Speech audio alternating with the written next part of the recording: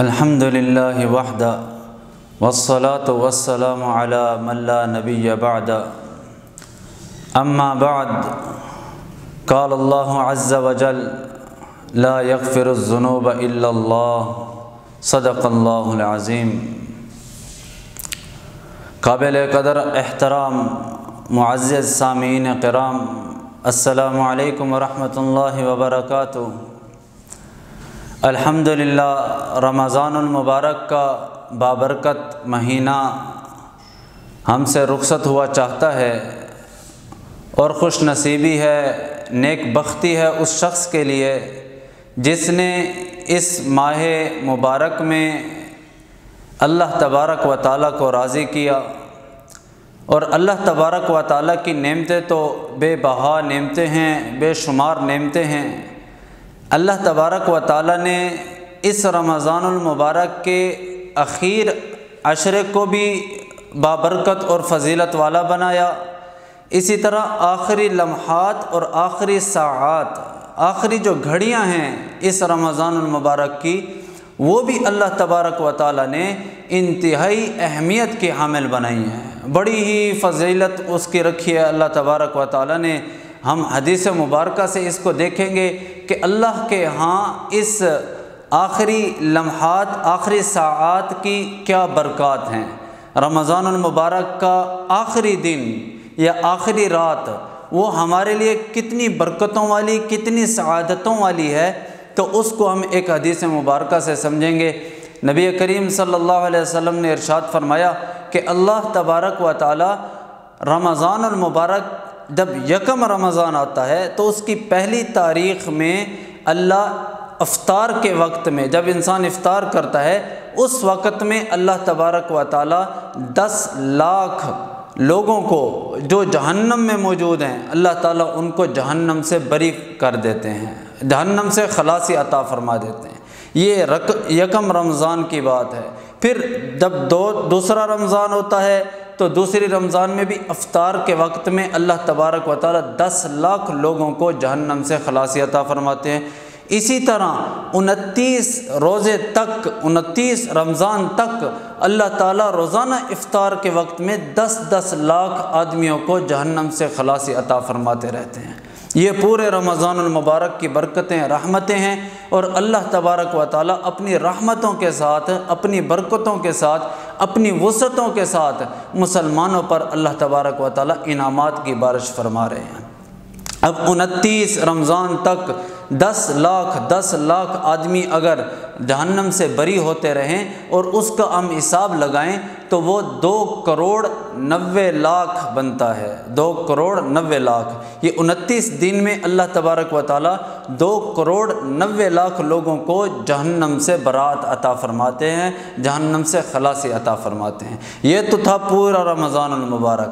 اب میں نے کہا کہ رمضان کی آخری گھڑیاں، آخری ساعات یہ انتہائی اہمیت کی حامل ہیں۔ وہ کس طرح انتہائی اہمیت کی حامل ہیں کہ اللہ تبارک و تعالیٰ نے 29 دنوں میں جتنے لوگوں کو جہنم سے خلاصی عطا فرمائی ہے، جب رمضان کا آخری دن آتا ہے تو اس آخری دن میں افطار کے وقت میں اللہ تبارک و تعالیٰ اتنے ہی لوگوں کو جہنم سے خلاصی عطا فرماتے ہیں جتنے لوگ 29 دن میں جہنم سے خلاصی پا چکے تھے یا جہنم سے برات حاصل کر چکے تھے۔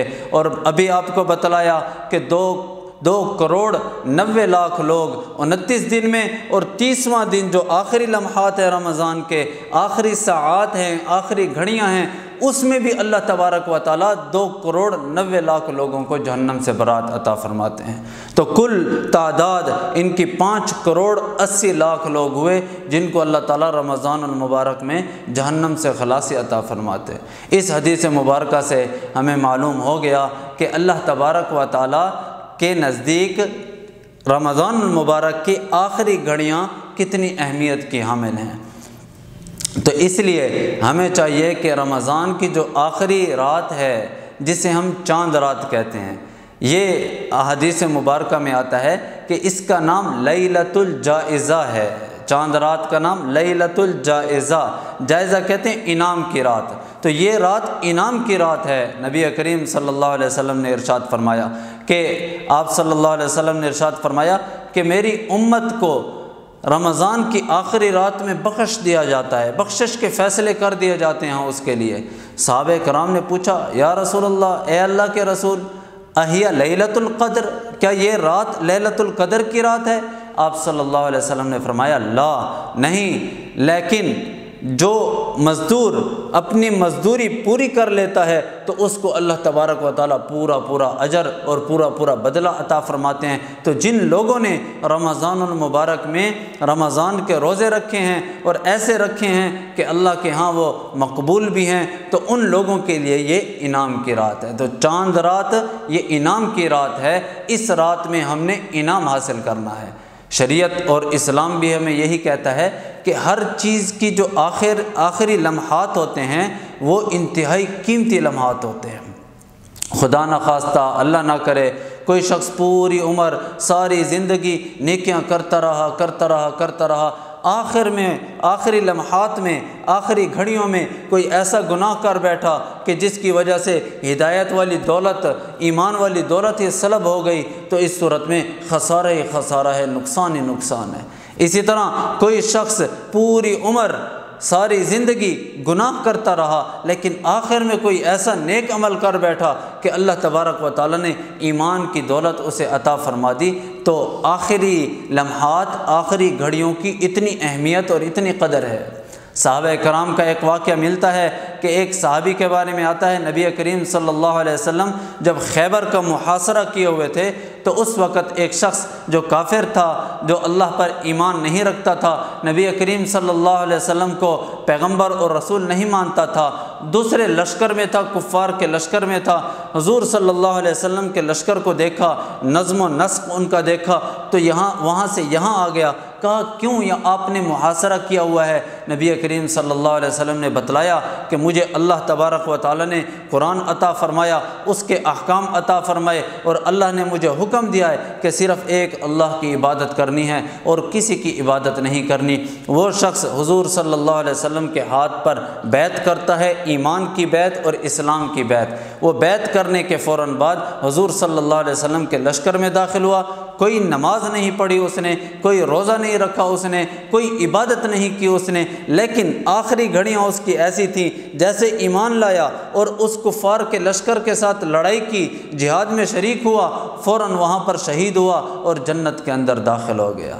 تو یہ ہے آخری گھڑیاں، آخری لمحات، آخری ساعات، رمضان المبارک کی آخری گھڑیاں، چاند رات جسے ہم کہتے ہیں، اس کو نبی کریم صلی اللہ علیہ وسلم نے انعام رات کہا ہے۔ اگر اس رات میں ہم مزدوری حاصل نہیں کریں گے، پورا مہینہ ہم نے مزدوری کیا، مشقتیں برداشت کی ہیں، بھوک پیاس، گرمی دھوپ، یہ ساری چیزیں برداشت کی ہیں، اب اگر اللہ تبارک و تعالیٰ نے ہمیں یہ انعام دینا ہے کہ تم اس رات میں اپنا انعام وصول کر لو، 30 دن تم نے محنت کی ہے، اب آ کر انعام وصول کر لو، اللہ سے جو مانگنا ہے اللہ تعالیٰ سے مانگ لو۔ اس رات کو اگر ہم مسجد میں نہیں گزاریں گے، بازاروں میں پھرتے ہوئے گزاریں گے، ہم پٹاخے پھوڑتے ہوئے گزاریں گے، ہم دوسرے لہو و لعب میں گزار دیں گے، تو کتنی بے وقوفی کی بات ہے کہ انسان مزدوری تو کر رہا ہے لیکن مزدوری کے بعد اس کا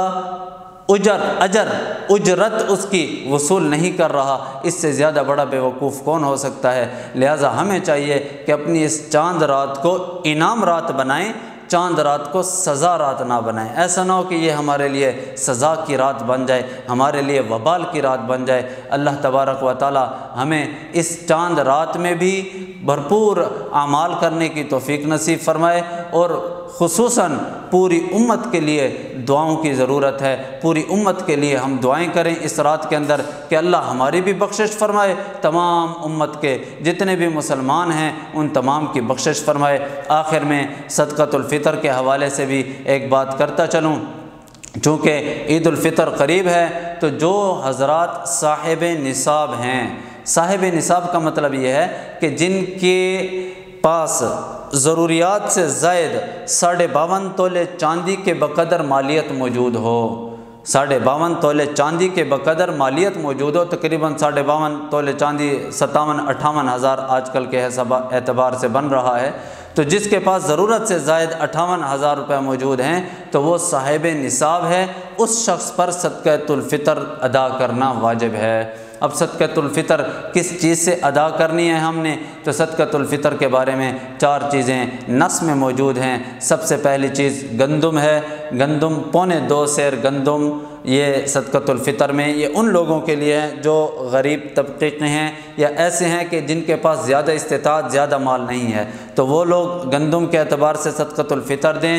2.25 سیر کے اعتبار سے میں نے آج ہی معلوم کرایا ہے تو 50 روپے اچھی جو گندم ہے 50 روپے سیر تھی، تو 2.25 سیر کا حساب اگر ہم کر لیں کہ 1 سیر 50 روپے ہے تو آدھا سیر اور 3 پاؤ اور ہم اس کا کر لیں تو تقریباً 85-90 روپے بنتا ہے، تو احتیاطاً 90 روپے ادا کر دیا جائیں، اور 100 روپے کوئی دے دے گندم کے لیے ایک آدمی کا فطرانہ تو وہ بھی درست ہے، ورنہ 90 روپے کم از کم ادا کرنے چاہیے احتیاطاً۔ یہ صدقۃ الفطر گندم کے اعتبار سے۔ اس کے بعد دوسرا درجہ ہے جو کا۔ جو کے بارے میں آتا ہے 3.5 سیر جو، اس کا بھی میں نے آج ہی معلومات کرائی ہیں، تو 50 روپے بھی ہے کلو اور 60 روپے سیر بھی جو کا ہے، تو وہ کہتے ہیں اچھے والا 50 کا بھی مل جاتا ہے، لہٰذا اگر اس کا 50 کا حساب لگائیں تو اس صورت میں 3.5 سیر جو کا حساب لگایا جائے 50 کے اعتبار سے تو اس کا بنے گا 175 روپے بن جائے گا، تو وہ بھی انسان ادا کر سکتا ہے، اور 60 کے اعتبار سے اگر لگائیں تو 210 روپے بنتا ہے، تو وہ جو کے اعتبار سے بھی انسان فطرانہ ادا کر سکتا ہے۔ تیسرے نمبر پر ہے کھجور۔ کھجور کے بارے میں بھی حضور صلی اللہ علیہ وسلم کا ارشاد ہے کہ 3.5 سیر کھجور دے، اگر کس کو اللہ نے طاقت دیا ہے تو کھجور کے اعتبار سے انسان ادا کر سکتا ہے۔ کھجور کا کلو سستے بھی ہوں گے، میں نے اب 2-3 دکانوں سے ابھی معلومات کی ہیں تھوڑی دیر پہلے، تو ایک دکان کے پاس گیا تو وہ بھی 400 روپے کلو کہہ رہے تھے، دوسرے بھی 400 روپے کلو کہہ رہے تھے، تو وہ غالباً اچھی کھجور تھی۔ اگر اس اچھی کھجور کے اعتبار سے اگر کوئی دینا چاہے تو 3.5 سیر کے 1400 روپے بنتے ہیں، وہ بھی انسان ادا کر سکتا ہے۔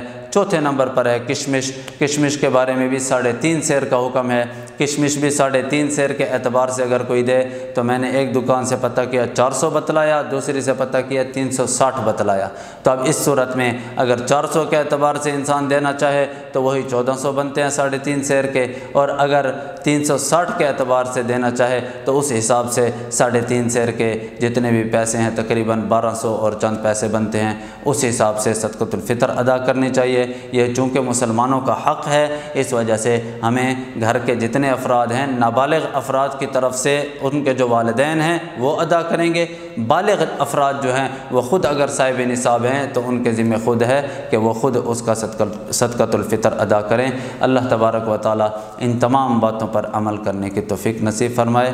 وما علینا الا البلاغ۔